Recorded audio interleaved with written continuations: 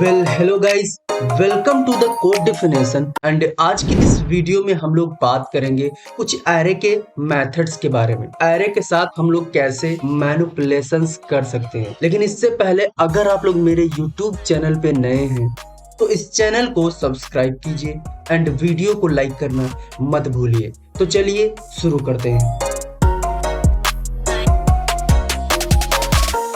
मैं चलता हूँ VS कोड में एंड यहाँ पर लिखता हूँ एरे मेथड्स डॉट HTML नाम की एक फाइल बनाता हूँ एंड यहाँ पे बॉयलर प्लेट डाल के इसका टाइटल भी लिख देता हूँ मैं एरे मेथड। एंड थोड़ा सा इसको करता हूँ जूम जिससे आप लोगों को क्लियर दिखना चाहिए। एंड यहाँ पे जावा स्क्रिप्ट लिखने के लिए स्क्रिप्ट टैग लगाता हूँ एंड अपना लाइव सर्वर भी ओपन कर लेता हूँ। तो यहाँ पर हम लोग समझेंगे कुछ मैथड्स को। तो सबसे पहले मैं करता हूँ यहाँ पे अपना कंसोल ओपन एंड इसको भी थोड़ा सा जूम करता हूँ। तो अब हम लोग समझेंगे कुछ मेथड्स के बारे में। तो सबसे पहले हम लोग एक एरे बना लेते हैं। तो मैं यहाँ पे लिखता हूँ लेट नेम्स एंड इसमें हम लोग कुछ नाम डाल देते हैं। जैसे मैं सबसे पहला यहाँ पे डाल देता हूँ शिवम एंड दूसरा यहाँ पे अब्दुल एंड सचिन एंड उसके बाद मैं यहाँ पे डालता हूँ विशाल। हम लोगों को इनको ऐड करना था अलग अलग स्ट्रिंग में, लेकिन हम लोगों ने क्या किया एक में ही कर दिया। तो यहाँ पर हम लोग कर लेते हैं इसको अलग अलग स्ट्रिंग्स में। तो यहाँ पे देखो एक हम लोगों ने एरे यहाँ पे बनाया है एंड यहाँ पे सेमीकोलन भी लगा देता हूँ। तो यहाँ पर मैं अगर नेम्स को प्रिंट करूँ यानी कंसोल डॉट लॉग करूँ नेम्स को, तो यहाँ पे देखो हम लोगों को सिंपल एक एरे मिल रहा है। ऑल राइट, अब हम लोग समझेंगे एरे से रिलेटेड कुछ मेथड्स को। तो सबसे पहले अगर हम लोगों को इस एरे को स्ट्रिंग बनाना है तो उसके लिए हम लोग क्या करेंगे, मैं डायरेक्ट कंसोल डॉट लॉग कराता हूँ एंड यहाँ पर लिखता हूँ नेम्स। एंड इसमें अगर हम लोगों को मेथड कॉल कराना है तो हम लोग डॉट लगाते हैं एंड उसके बाद अपना मेथड का नाम लिखते हैं। तो यहाँ पर हम लोगों को स्ट्रिंग बनाना है इस एरे को, तो एक मेथड होता है टू स्ट्रिंग। तो यहाँ पे देखो इसको हम लोगों ने लिखा एंड उसके बाद यहाँ पे देखो एक हम लोगों को स्ट्रिंग मिली। इस एरे को कन्वर्ट कर दिया टू स्ट्रिंग ने एक स्ट्रिंग के रूप में। तो यहाँ पे देखो हम लोगों को पूरा का पूरा एरे स्ट्रिंग के रूप में मिल रहा है। और भी एलिमेंट्स होते तो यहाँ पे ऐड हो जाते। तो यहाँ पर देखो कॉमा से ये जो एलिमेंट्स है वो सेपरेट हो रहे हैं। लेकिन अगर हम लोग चाहते हैं कि जो हमारा कॉमा है उसको हटा दें एंड कोई और यहाँ पे सेपरेटर हम लोग लगाएं, तो उसके लिए हम लोग यहाँ पे लिखेंगे ज्वाइन। अगर सिंपल ऐसे ही हम लोग यहाँ पे देखें तो उसी तरीके से हमारी जो स्ट्रिंग है वो मिल रही है।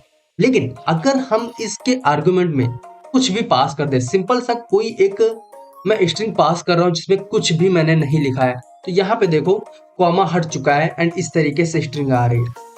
एंड यहाँ पर अगर हम लोग स्पेस दे दें तो आप लोग देखो यहाँ स्पेस से ये जो एलिमेंट्स है वो सेपरेट हो रहे हैं।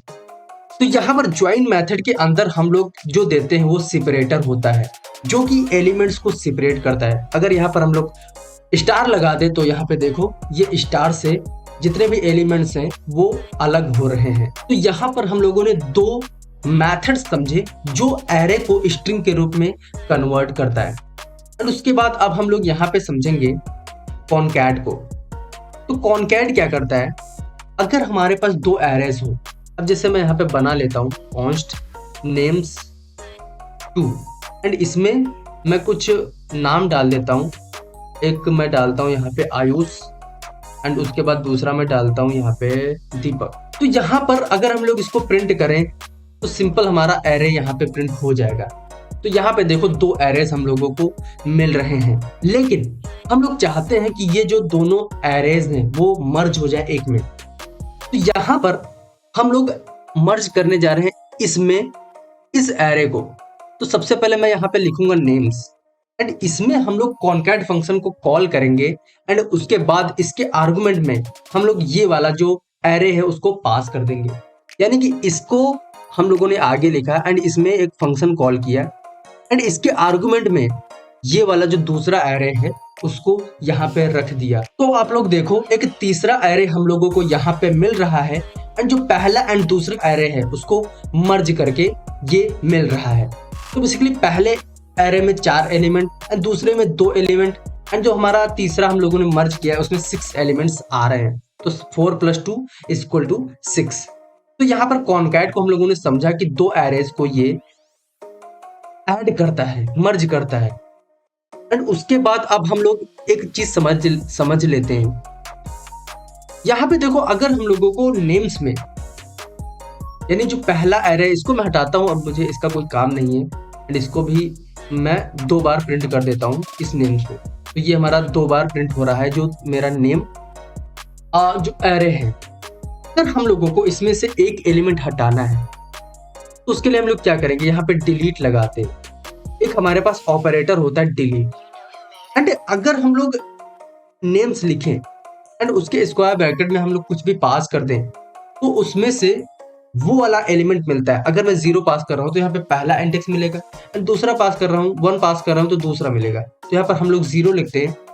तो यहाँ पे देखना ये डिलीट ऑपरेटर करता क्या है। तो यहाँ पे देखो, जो हमारा पहला एरे है उसको मैंने सिंपल ही ऐसे वहां पे प्रिंट करा दिया है, लेकिन जो दूसरा एरे है उसको भी प्रिंट कराया है। उससे पहले यहाँ पर हम लोगों ने डिलीट ऑपरेटर यूज करके जो पहला एलिमेंट है उसको यहाँ पे हम लोगों ने लिखा है। तो यहाँ पे डिलीट ऑपरेटर क्या करता है कि वो एलिमेंट हटा देता है एंड उसकी जो जगह है वो एम्प्टी कर देता है। तो यहाँ पे देखो हम लोगों को एम्प्टी मिल रहा है, यानी कि एक तरीके से हम लोग यहाँ पे वैल्यू समझ सकते हैं अनडिफाइंड। अगर एक बार हम लोग क्या करते हैं कि इस नेम्स में हम लोग लॉग कराते हैं एंड इसमें नेम्स एंड उसके बाद यहाँ पे मैं 0 लिखता हूँ। तो आप लोग देखो अब हम लोगों को क्या मिल रहा है, अनडिफाइंड मिल रहा है। तो बेसिकली जो वैल्यू है उसको इस डिलीट ऑपरेटर ने हटा दिया है एंड यहाँ पर हम लोगों को अनडिफाइंड मिल रहा है। एंड उसी तरीके से अगर हम लोगों को चेंज करनी है वैल्यू तो कैसे हम लोग चेंज करते हैं। देखो, मुझे पहला एलिमेंट शिवम है उसको मुझे चेंज करना है किसी दूसरे नाम से। तो यहाँ पर मैं = लगाऊंगा एंड इसमें लिखूंगा दीपक। तो यहाँ पे देखना जो एरे हमारा प्रिंट होके आएगा, पहला जो एरे है हम लोगों ने इसके पहले यहाँ पे प्रिंट कराया है। तो यहाँ पर सिंपल उसी तरीके का एरे हम लोगों को मिल रहा है, लेकिन उसके बाद यहाँ पे हम लोगों ने वैल्यू चेंज कर दी है। तो आप लोग देखो यहाँ पे शिवम की जगह पे दीपक मिल रहा है। लेकिन अब यहाँ पे क्या होगा अगर मैं कॉन्स्ट यहाँ पे ले लूं, तो आप लोग सोचो कि यहाँ पर क्या होगा। तो यहाँ पर भी हमारी जो वैल्यू है वो चेंज हो जाएगी, क्योंकि हम लोगों ने यहाँ पे कॉन्स्ट लिया है एंड ये कांस्टेंट होता है, फिर भी इसकी वैल्यू चेंज क्यों हो रही है। तो यहाँ पे एक चीज मैं और कराता हूं, अगर यहाँ पे मैं नेम्स में पास करा दूं कोई भी स्ट्रिंग, तो आप लोग देखो यहाँ पे हमारी जो एरे है वो चेंज नहीं हुआ इस स्ट्रिंग से। यानी कि यहाँ पर एक एरर आ रही है कि ये जो एलिमेंट है वो इसमें असाइन नहीं किया जाएगा, क्योंकि जो एरे है वो यहाँ पे कांस्टेंट है। अगर हम लोग इसमें दूसरा एरे पास कर दें कोई भी स्ट्रिंग एंड ऐसे, तो आप लोग देखो तब भी ये असाइन नहीं हो रहा है। तो बेसिकली क्या है कि हम लोग इस नेम्स की वैल्यू को चेंज नहीं कर सकते। यानी कि ये एरे है एंड इसमें जो एलिमेंट्स हैं उसमें से हम लोग पूरा एरे यहाँ से रिमूव नहीं कर सकते। लेकिन अगर हम लोग चाहें तो इसमें का जो एलिमेंट है उसको यहाँ पे हम लोग चेंज कर सकते हैं। तो ये हम लोगों को अलाउ कर रहा है। तो यहाँ पर हम लोगों ने कुछ ऐसे समझा कि कैसे हम लोग इस कॉन्स्ट को चेंज नहीं कर सकते एंड उसमें से एलिमेंट्स को हम लोग चेंज कर सकते हैं। अब हम लोग यहाँ पे समझेंगे पुश एंड पॉप को। पुश एंड पॉप क्या करता है, हम लोग डायरेक्ट यहाँ पे लिखते हैं console.log एंड नेम्स में हम लोग पॉप फंक्शन को कॉल करते हैं। तो यहाँ पे देखना पहला जो एरे है उसको मैंने सिंपल ही ऐसे प्रिंट कराया है। उसके बाद यहाँ पे पॉप फंक्शन को कॉल किया है एंड उसके बाद फिर से इस नेम्स को हम लोगों ने प्रिंट कराया है। तो यहाँ पे देखो हम लोगों को ये जो रिटर्न करके दे रहा है वो विशाल दे रहा है। विशाल जो हमारा एलिमेंट है वो लास्ट एलिमेंट है एरे का। तो यहाँ पे पॉप फंक्शन करता क्या है, एरे के लास्ट से एक एलिमेंट रिमूव करता है एंड वो एलिमेंट हम लोगों को रिटर्न करके देता है। एंड उसके बाद फिर से मैंने उस एरे को प्रिंट करा है। तो यहाँ पे विशाल हम लोगों को नहीं मिल रहा है। अब यहाँ पे हम लोग समझते हैं पुश को। तो यहाँ पे मैं लिखता हूँ पुश एंड इसके आर्गुमेंट में मैं कुछ पास कर देता हूँ। जैसे यहाँ पर मैंने लिखा दीपक, तो यहाँ पे मैं इसको करता हूँ कमेंट। तो यहाँ पे देखो हम लोगों को एक एलिमेंट मिला जो ऐड हुआ इस एरे में। ये सिंपल मैंने एरे प्रिंट कराया है। उसके बाद यहाँ पे मैंने उस फंक्शन को कराया है कॉल, एंड उसके बाद इस एरे में लास्ट में एक एलिमेंट ऐड कर दे रहा है जो हम लोग इसके आर्गुमेंट में देते हैं। तो यहाँ पर पुश ये काम करता है। एंड उसके बाद हम लोग समझेंगे शिफ्ट को। तो यहाँ पर हम लोग शिफ्ट लिखते हैं एंड इसके अंदर मैं इसको हटाता हूँ। तो यहाँ पे देखना शिफ्ट क्या काम करता है। शिफ्ट एरे के स्टार्टिंग से एलिमेंट को रिमूव करता है। तो यहाँ पे देखो शिवम को इसने रिमूव कर दिया एंड यहाँ पे शिवम प्रिंट हो रहा है, यानी कि रिटर्न करके दे रहा है शिफ्ट फंक्शन। तो यहाँ से आप लोग देखो जो शिवम है वो रिमूव हो चुका है। एंड उसी तरीके से हम लोग समझेंगे अनशिफ्ट को। तो यहाँ पर हम लोग अनशिफ्ट लिखेंगे एंड इसके अंदर हम लोग दीपक को पास करेंगे। तो यहाँ पे देखना अनशिफ्ट एक स्टार्टिंग में एलिमेंट ऐड करके दे रहा है। तो यहाँ पर जो पुश एंड पॉप है वो लास्ट से एरे के रिमूव या ऐड करता है, एंड शिफ्ट अनशिफ्ट ये स्टार्टिंग से रिमूव या ऐड करता है। तो यहाँ पर हम लोगों ने इसको समझा। अब हम लोग यहाँ पे कुछ और समझेंगे। अब यहाँ पे हम लोग समझते हैं स्प्लाइस को। यहाँ पे मैं नेम्स लिखता हूँ एंड उसके बाद डॉट लगाने के बाद स्प्लाइस फंक्शन को करता हूँ कॉल। तो यहाँ पर मैं सबसे पहले लिख देता हूँ, उसके बाद में आप लोगों को समझाऊंगा। यहाँ पे मैंने लिखा 2 एंड उसके बाद 0 एंड उसके बाद दीपक एंड उसके बाद एक एलिमेंट दिया यहाँ पे नेम। तो यहाँ पे देखो एक हम लोगों को एरे मिल रहा है जो कि एम्प्टी है। तो इस स्प्लाइस फंक्शन में हम लोगों ने क्या किया है जिससे ये हम लोगों को एम्प्टी एरे मिल रहा है। लेकिन यहाँ पे देखो जो हम लोगों ने बाद में एरे को प्रिंट कराया है उसमें दूसरे एलिमेंट से दीपक एंड नेम को इसने ऐड कराया है, यानी कि जो हम लोगों ने यहाँ पे आर्गुमेंट दिए हैं यहाँ पर इसको ये ऐड करा दिया है। तो यहाँ पर मैं समझाता हूँ। जो स्प्लाइस में पहला आर्गुमेंट है वो क्या करता है, इंडेक्स को बताता है, यानी कि कौन से इंडेक्स पे आप लोगों को ऐड करना है। एंड 0 क्या कर रहा है कि कितने एलिमेंट्स हटाने हैं, एंड उसके बाद जितने भी एलिमेंट आगे आते हैं उसको यहाँ पे ऐड करता है। तो यहाँ पे जो दीपक नेम हम लोगों ने लिखा है ये रेस्ट पैरामीटर में आता है। जैसे रेस्ट पैरामीटर क्या होता है मैं आगे आप लोगों को बताऊंगा, लेकिन आप लोग इतना समझ लो 3 डॉट एंड यहाँ पर एक एरे हम लोग पास करते हैं। तो इसमें हम लोग मल्टीपल एलिमेंट्स दे सकते हैं।